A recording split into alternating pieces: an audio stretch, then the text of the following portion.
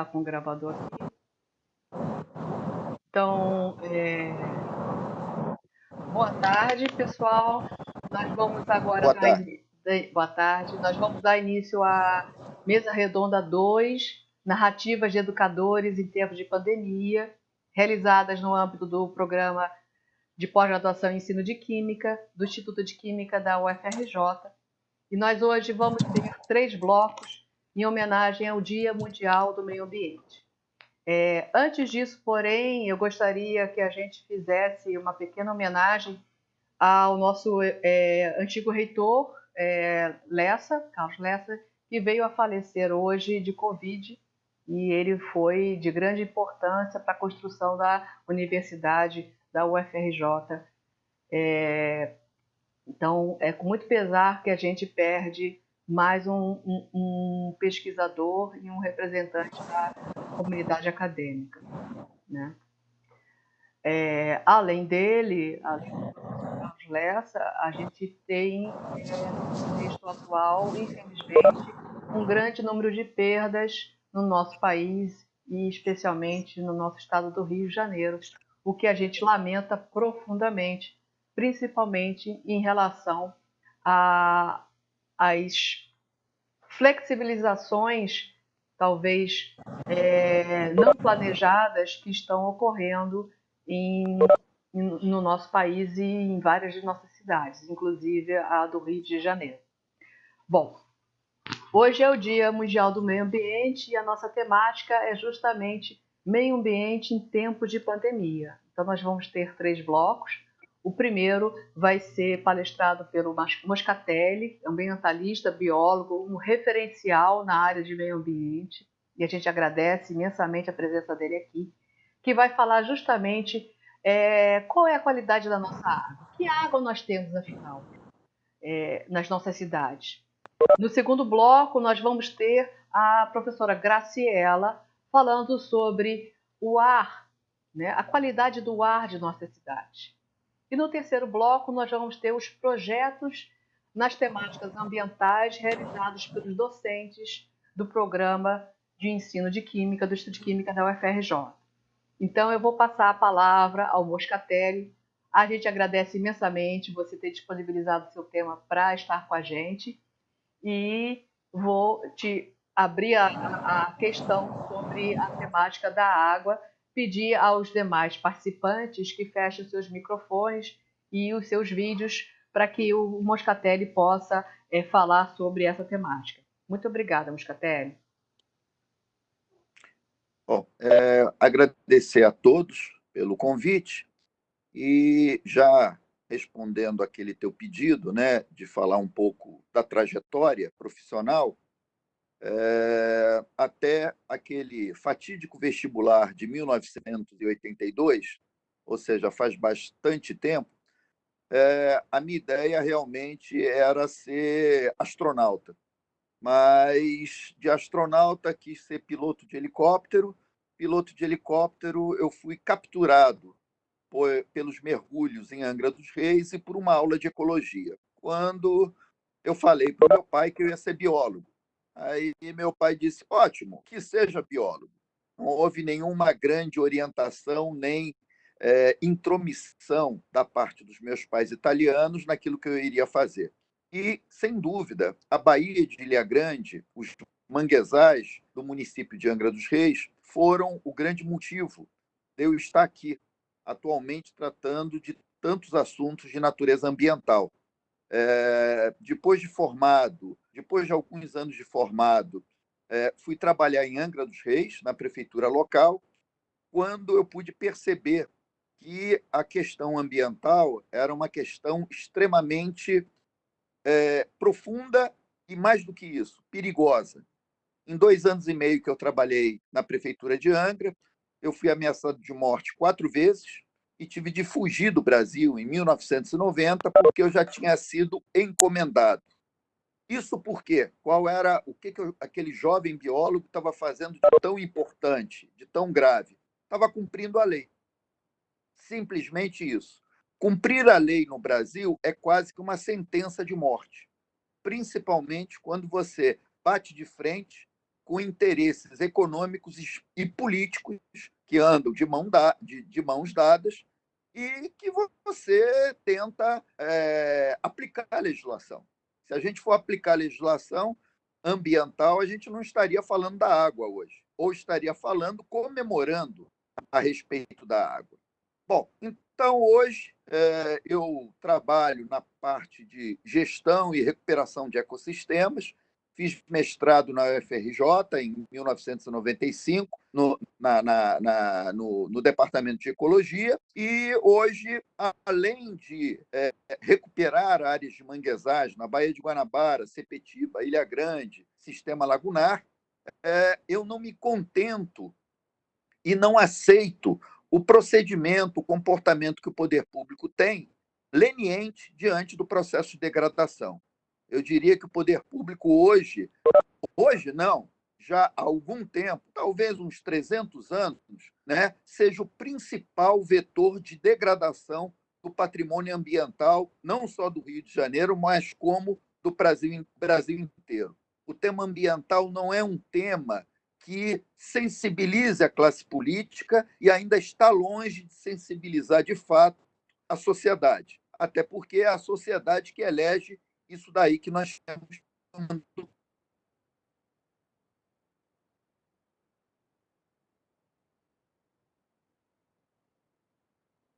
água. Efetivamente, seja ela salgada, seja ela salobra, seja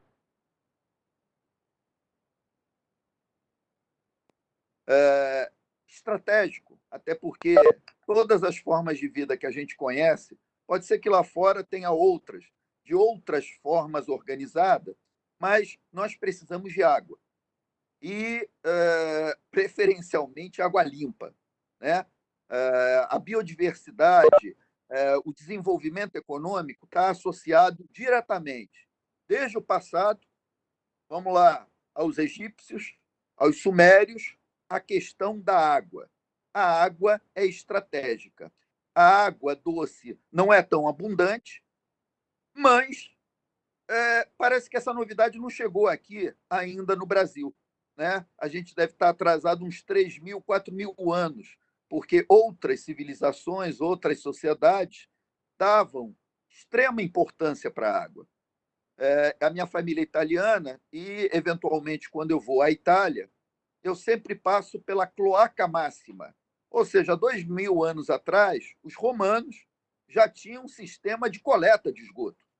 O tratamento poderia não ser o maravilhoso, mas eles já coletavam, eles já entendiam em Roma que a questão da saúde pública estava associada a uma coleta eficiente do esgoto. Essa novidade não chegou ainda aqui no Rio de Janeiro.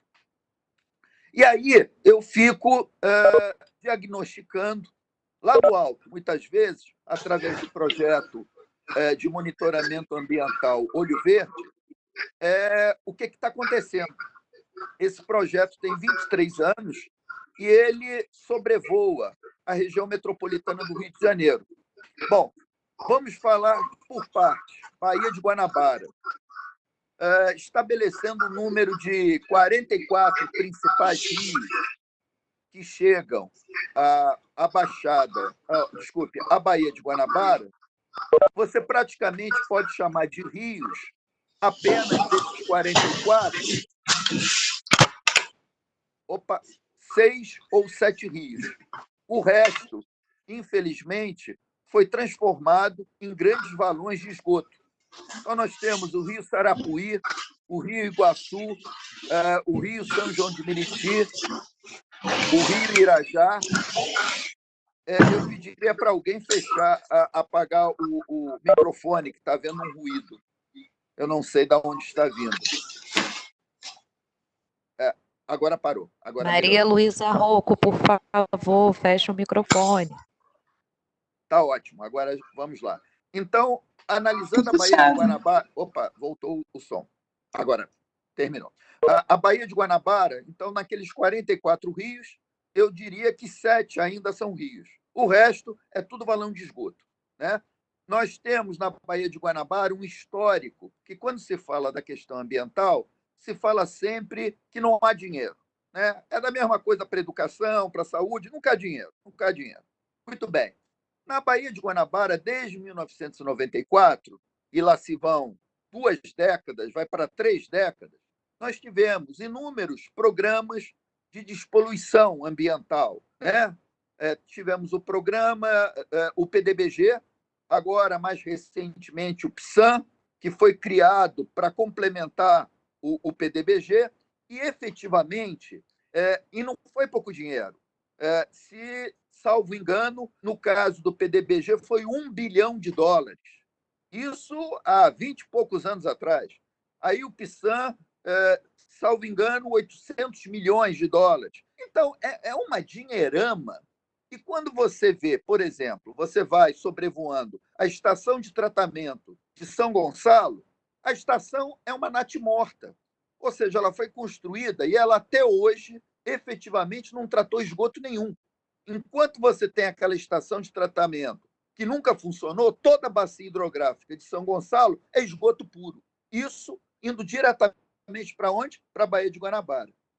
Não fosse só isso, você tem a Estação da Alegria, que é um contrassenso, devia ser a Estação da Tristeza, que é uma estação megalomaníaca, que 50% dessa estação opera e 50% é também natimorta.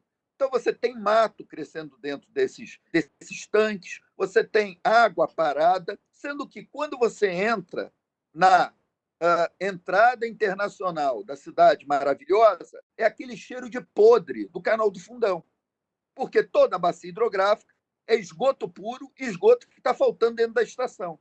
Então, aí você vê, no caso da Baía de Guanabara, e mais recentemente, uma obra feita para os Jogos Olímpicos, os legados olímpicos ambientais, que não saíram do papel, fez uma obra de R$ 14 milhões na Marina da Glória para estancar a sangria de esgoto que era permanente. Ou seja, um ponto turístico que não era uma marina, era a cloaca da Glória, com todo respeito à Glória.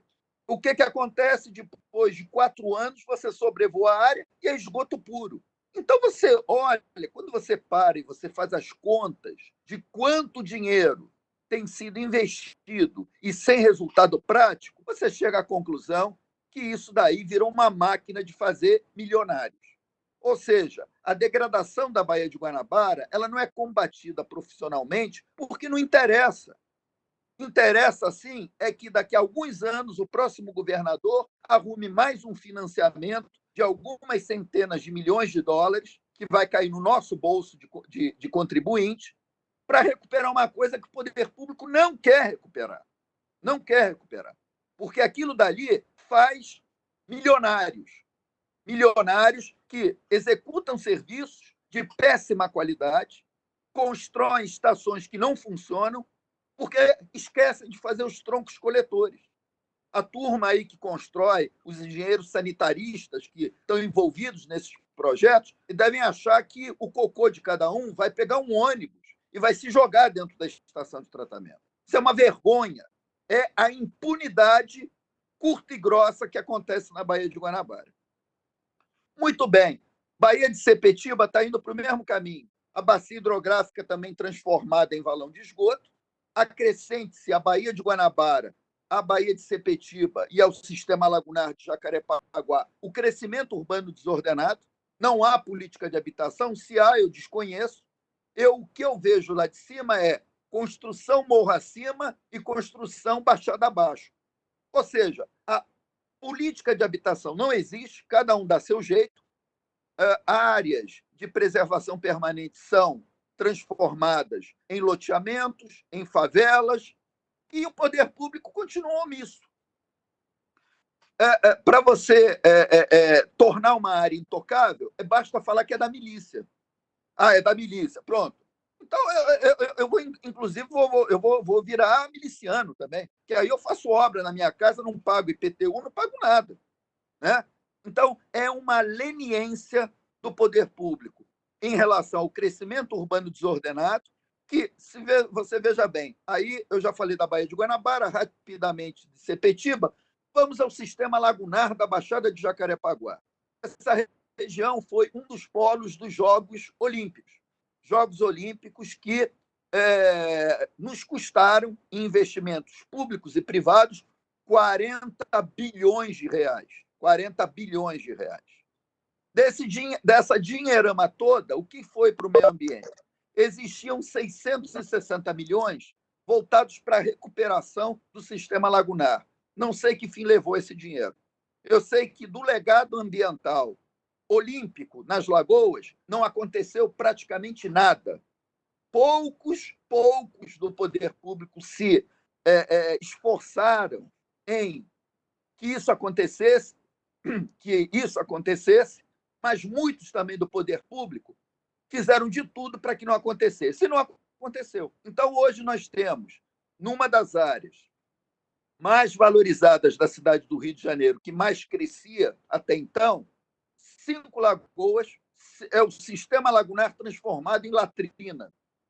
Ou seja, toda a bacia hidrográfica, parecido com a Baía de Guanabara e a Baía de Sepetiba, no sistema lagunar, todos os rios são valões de esgoto.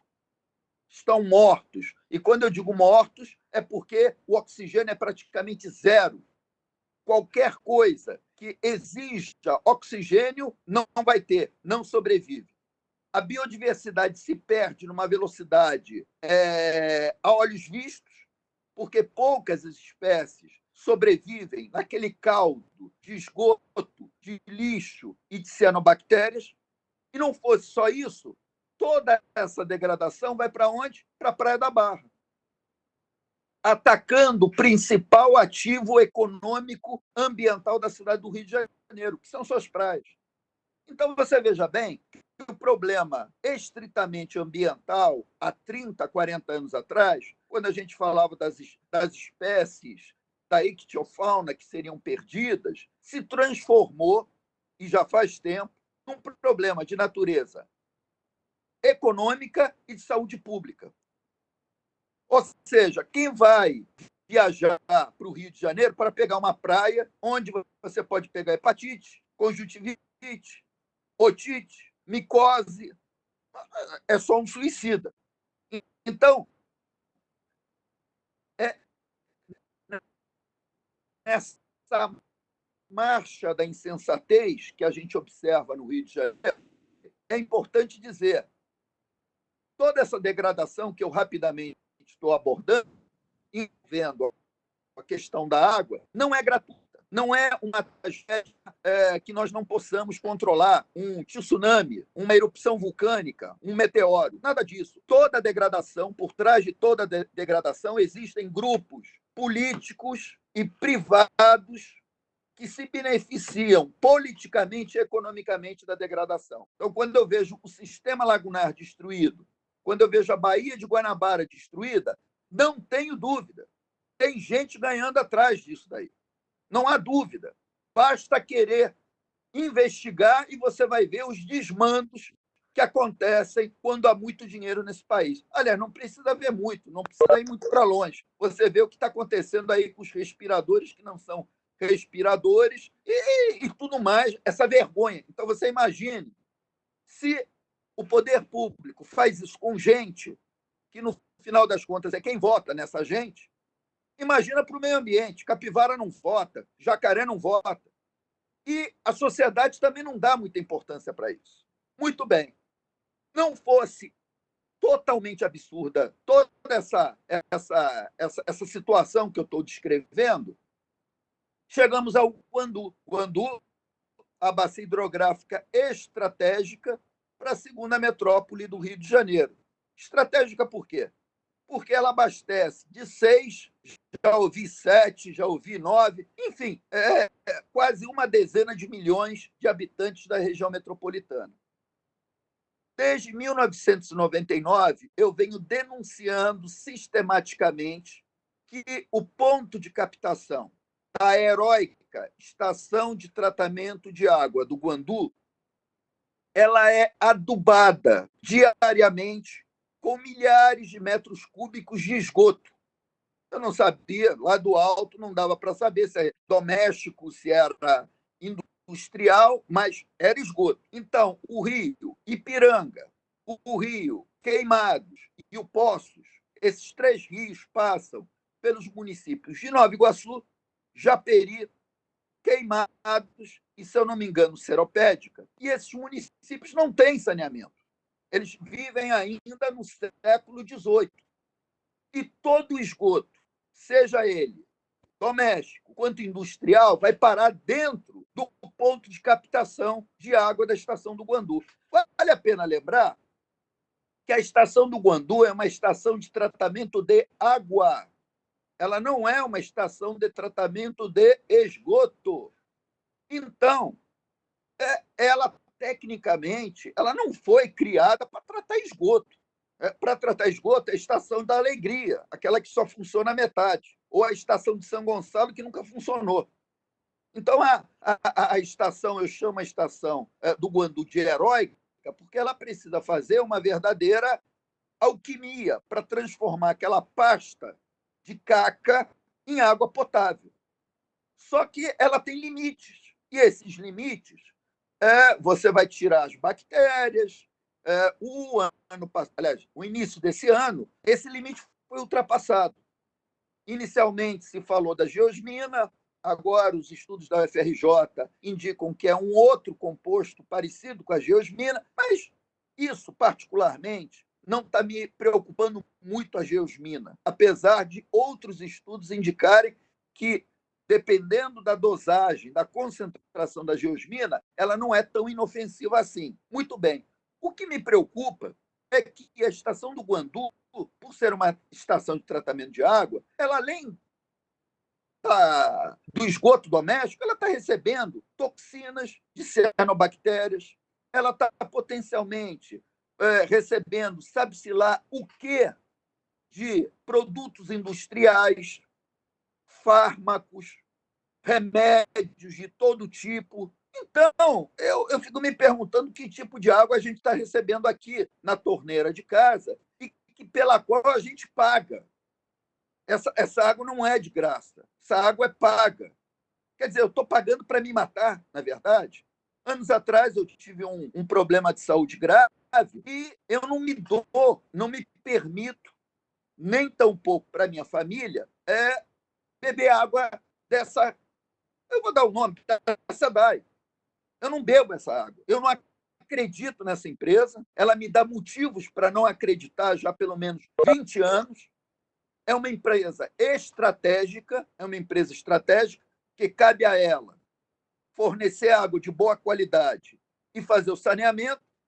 Problema que, em relação ao saneamento, ela só quer saber de faturar, e saneamento que é bom.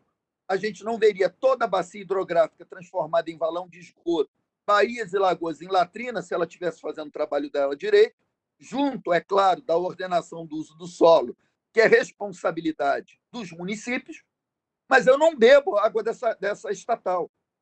Eu prefiro gastar meu dinheiro em água mineral do que comprar remédio. Então, as pessoas no Rio de Janeiro, elas não dão a devida atenção para a gravidade do momento que a gente está vivendo, que nós ultrapassamos todos os limites da irresponsabilidade, todos os limites da impunidade. Não tem, eu costumo dizer que o carioca sofre de uma patologia chamada resiliência patológica, que é o aceitar o inaceitável. Ou seja, bala perdida já faz parte da paisagem. Lagoas podres já fazem parte da paisagem. Praias contaminadas, água cheirando mal, faz tudo parte da paisagem. Só que nessa paisagem a gente paga caro para viver. E a gente sustenta, literalmente, castas dentro do poder público que se beneficiam dessa degradação e da impunidade que é histórica. Então, em resumo, eu não tenho absolutamente nada a comemorar no Dia do Meio Ambiente, só a aguardar, tentar estimular uma reação da sociedade diante desse desmando a nível ambiental. Eu fico imaginando que, se a gente não se incomoda com a água que a gente bebe, com certeza a gente não vai se incomodar com os jacarés, com as capivaras, com as lagoas, com os manguezais. Ou a gente toma vergonha na cara enquanto contribuinte e eleitor, ou nós vamos ter de nos acostumar a viver no meio das fezes. Obrigada, Moscatelli. Eu vou perguntar se você quer que eu compartilhe as suas fotos agora. Quer que eu Por compartilhe? gentileza, essas fotos são recentes, são agora de maio, junho, são fotos aéreas, né, do Projeto Olho Verde, estão aí para as pessoas constatarem, de fato, visualmente, aquilo que eu tristemente acompanho e denuncio há 23 anos. Essa foto é de onde, Moscatelli? Por favor. Isso daí é da Lagoa de Marapendi, que é uma unidade de conservação municipal, é o Parque Natural Municipal de Marapendi, sendo adubado por esgoto que escoa do Canal das Taxas, onde não há favela nesse trecho. Então, não vamos colocar a culpa só na favela. Não, nesse trecho é só classe média, média alta, a SEDAI coleta o esgoto, mas boa parte desse esgoto vai parar dentro do canal. Então, tem alguma coisa de muito errado, tanto para quem paga, quanto para quem não presta o serviço. Aqui, eu costumo dizer, do Rio Solimões com o Rio Negro. O Rio Negro aqui, na verdade, é o Arroio Fundo, que recebe todo o esgoto de Jacarepaguá, Gardênia Azul, Cidade de Deus, e do lado esquerdo, a Lagoa do Camorim, completamente também comprometida na sua qualidade de água. Aqui uma visão da quantidade de esgoto que é lançado dentro da Lagoa da Tijuca. Isso aqui é uma bomba relógio. A Lagoa da Tijuca é por onde passa a maior parte da água do maciço da Tijuca e da Pedra Branca. Essa lagoa é a principal válvula de escape das águas da Baixada de Jacarepaguá. Dentro dela são 6,5 milhões de metros cúbicos de lama e lixo. Ou seja, estamos entupindo a única e principal passagem de água. Vai ser, não é ser, mas quando haverá a grande inundação na Baixada de Jacarepaguá. E essa é outra? Foz do Rio, Sarapuí, Iguaçu, na Baía de Guanabara. É incrível essa foto, que isso daqui mostra, primeiro, que no fundo da Bahia, exposta durante a maré baixa, o rio, a Foz do Rio, já criou um rio de fezes dentro da Baía de Guanabara. E aproximadamente nessa região você tem uma área que eu diria entre 3 a 5 milhões de metros quadrados de baía assoreada por sedimento e lixo. Isso daqui é o palco que recebeu $1 bilhão e mais 800 milhões de dólares. Não falta dinheiro, o que falta é vergonha na cara.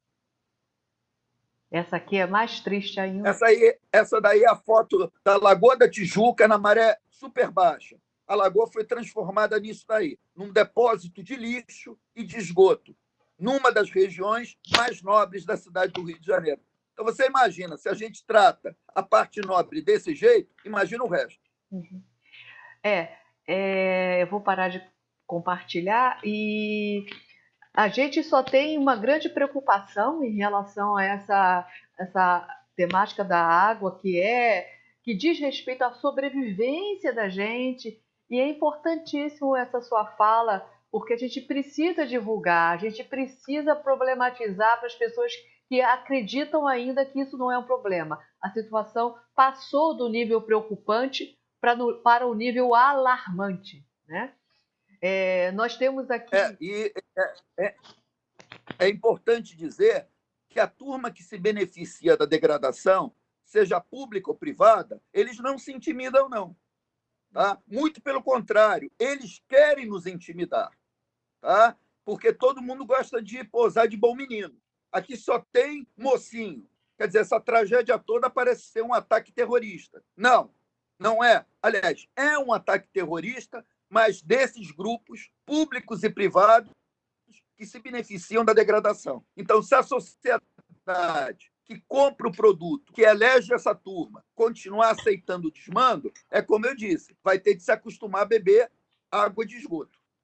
É extremamente grave e já está numa situação que a gente não pode mais permitir. Então, vai chegar um transbordamento disso que nós não vamos ter acessibilidade à água, a água de qualidade, que dirá água potável, né? Existe aqui no chat algumas observações, se me permite, eu vou passar para você, que é justamente Claro. da professora Priscila, que faz a preocupação em relação à pandemia. Durante a pandemia, a gente tem observado maior geração de resíduos domiciliares e de saúde, que inclusive podem não receber uma destinação adequada, né? O que você acha que os mananciais vão receber? Como é que esses mananciais vão receber esses impactos desse excesso de resíduos? Olha só, várias pessoas me perguntaram se, em virtude da pandemia, da quarentena, tinha havido alguma melhora no meio ambiente. Tá? Em relação à praia, é claro que na natureza não existe espaço vazio. Então, na medida em que o ser humano sai, outras espécies tomam conta daquilo que era um domínio humano. Mas isso tem data para terminar. Então, que eles aproveitem bem, né? Os tatuís, os lagartos, porque daqui a pouco a festa acaba. Fato é que o processo de degradação dos recursos hídricos, eles continuam com ou sem pandemia.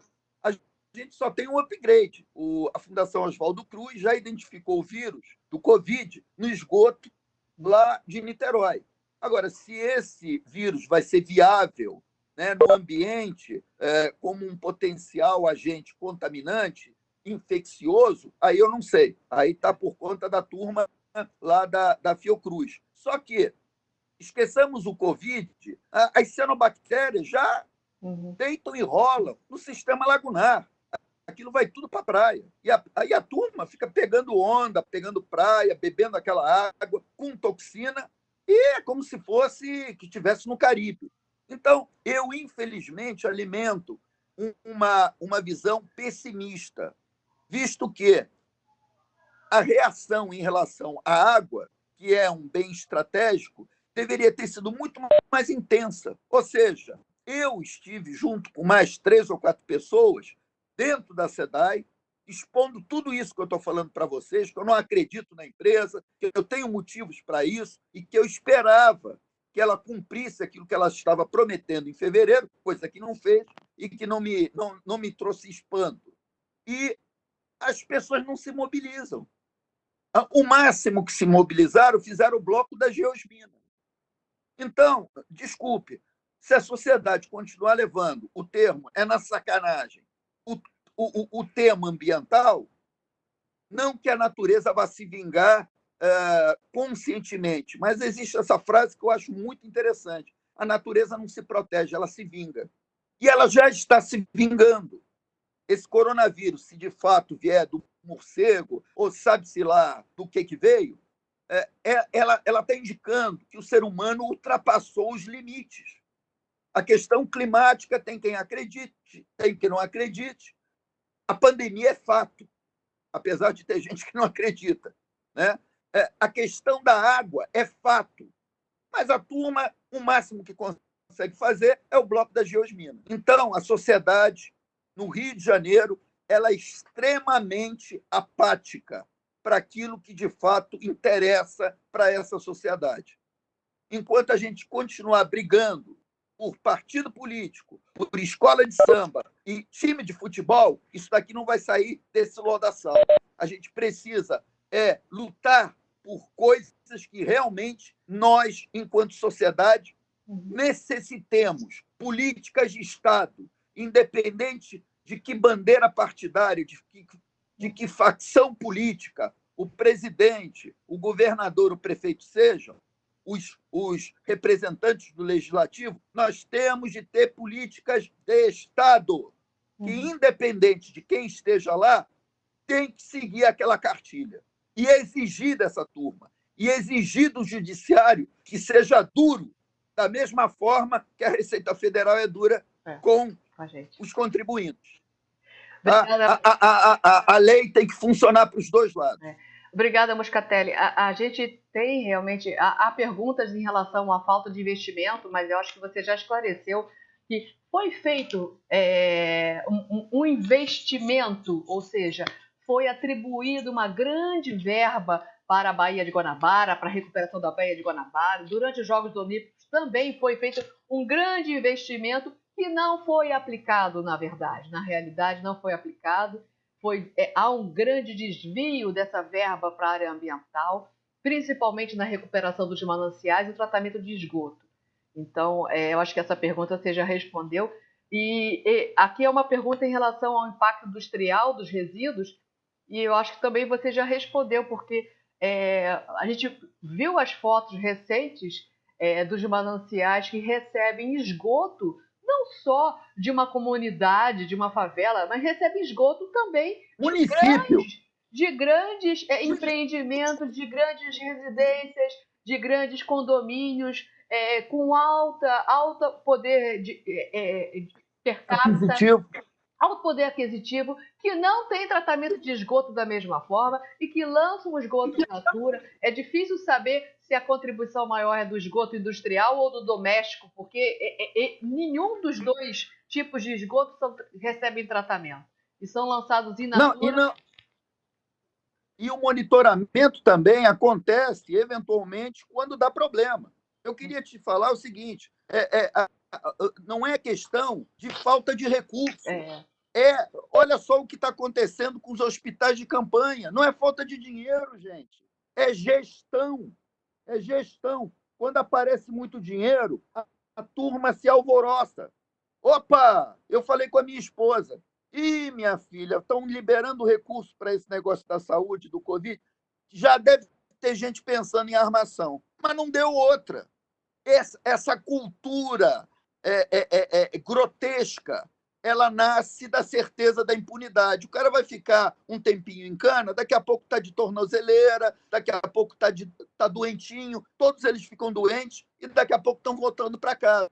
Então não adianta, você veja bem, para recuperar a bacia do Guandu, disseram os estudiosos, a turma que estuda lá o Guandu, 1 bilhão e 400 milhões de reais. Dinheiro, é muito dinheiro, muito, para mim, para você, para todos que estão ouvindo. Mas olha só, no Maracanã, só para a Copa do Mundo, só no Maracanã, gastaram 1,6 bilhões de reais. É um país que não tem prioridade para nada. Foi fazer uma Olimpíada, foi fazer uma Copa do Mundo, onde nem saneamento a gente tem na cidade. É uma vergonha. Nós nos transformamos num pária ambiental no planeta. Agora, quem tem esse conhecimento não pode ficar calado. Isso daqui é uma guerra. É uma guerra. E não é esse negócio, Bolsonaro, Lula. Não!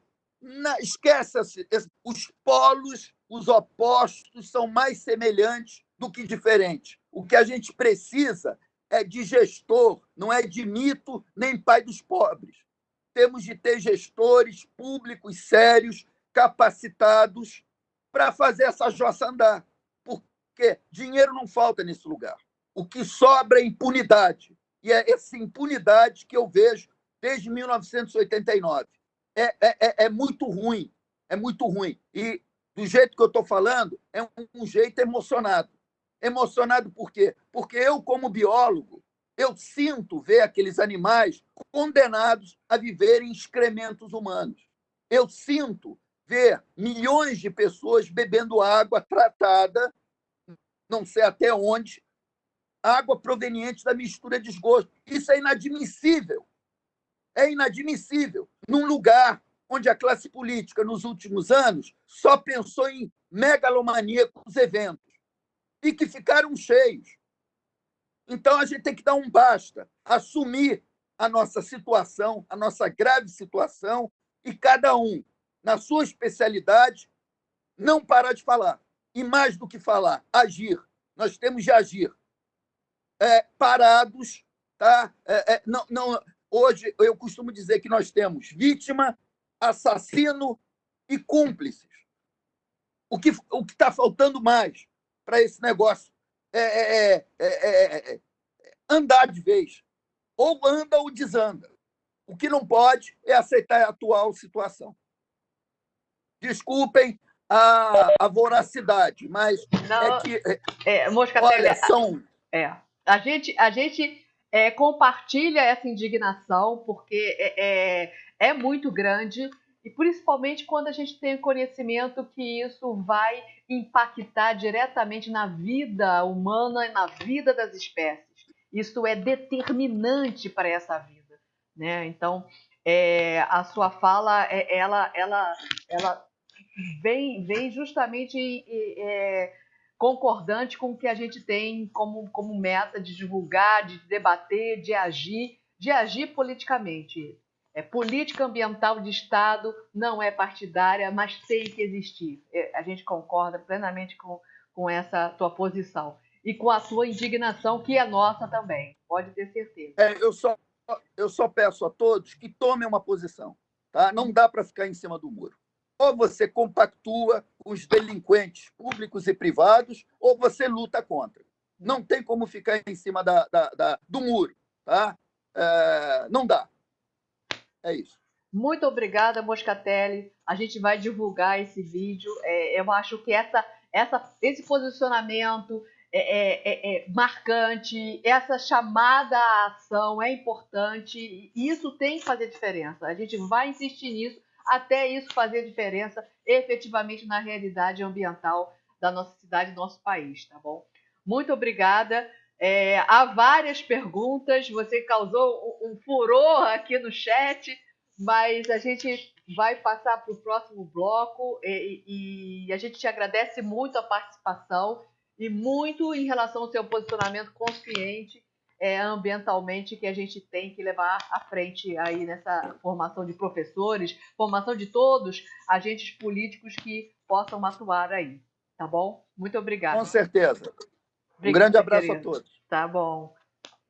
Eu vou parar de gravar esse bloco. Eu sei que tem muitas perguntas no chat. Você está convidado a permanecer na mesa redonda. A gente vai ter o segundo bloco em relação à qualidade do ar, que a professora Graciela faz pesquisa nessa área. E existem várias perguntas aqui, mas a gente não vai conseguir contemplá-las todas. Eu não sei. Se você quiser, a Rosana tem meu e-mail, tá? Ou as pessoas mandam por e-mail, ou tem o Facebook, Mário Moscatelli 1, tá? E aí a turma sofre mais um pouquinho com os vídeos que eu apresento a degradação toda. Aí Então, vou a colocar turma que aqui quiser o Facebook, Mário Mário Moscatelli 1. Moscatelli. Tem um caranguejo. Eu compartilho lá na mesa redonda. Já eu compartilho lá. Já compartilhei aqui. Eu tenho o Facebook do Moscatelli. Aí eu compartilho o link. E tem o e-mail para, enfim, eu vou respondendo na medida possível. Tá bom. Muito obrigada, Moscatelli. Um abraço. Um abraço a você. Muito obrigada mesmo pela sua participação e sua luta. Obrigado. Né? Parabéns aí. Obrigado. Então eu vou parar.